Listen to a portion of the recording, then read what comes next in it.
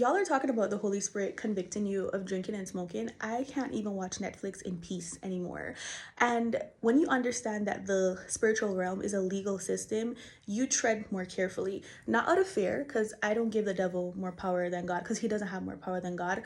But you understand that God is bound by his word, not because he's not sovereign or all powerful, but because the spiritual realm is a legal system. So if you're over here giving the dark side access to you and giving them legal grounds to stand in and enter your life, sometimes the things that you're praying for is not that God can't do the things, it's because he's bound by the legal system that he created until the end of this age, right? So this means that we have to be careful of the things we watch, listen to, the things we consume, because the devil just needs a small little crack. He doesn't need an entire open door. He just needs a small little crack, a small little loophole to stand against you in the courts of heaven, because the courts of heaven is a real place and he is there accusing us. He's there day and night accusing us.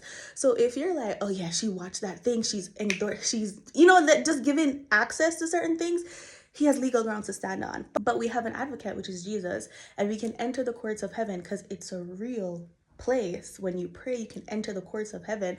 I'm not the best person to talk about this. There are many teachers about this. Apostle Joshua Selman, Apostle Issy.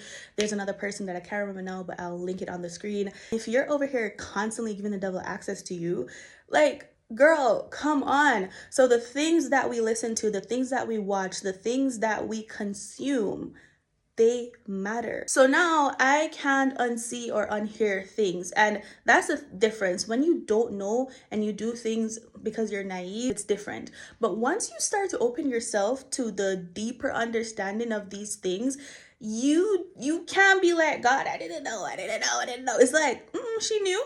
And she allowed it. So therefore, now you have to pay the consequences.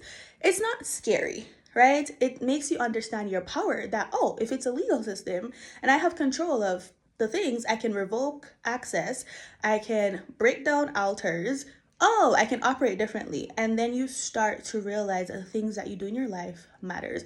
I even wrote about this in my book. I have a chapter on the power of music and how that can really impact your life. Because as somebody who used to love a good rap, trap, all those things, my spirit just can't take it anymore. And that started to happen before I had my spiritual awakening or whatever you want to call it, right? My spirit literally was just like, girl, no, we reject that. That is giving access.